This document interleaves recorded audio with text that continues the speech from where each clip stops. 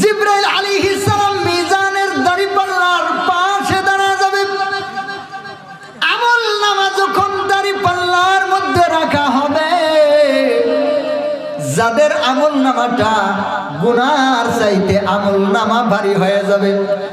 জিবরাইল আলাইহিস সালাম সঙ্গে সঙ্গে ঘোষণা করে দিবেন, ইন্না ফুলানা বিনি ফুলানিন কদ সাকুলাত মাওয়াজিনুহু, নিশ্চয় উমুকের ছেলে উমুক,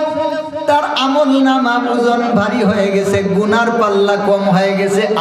আমলই তার বেশি হয়ে গেছে। ওয়া সাআদা সাআদান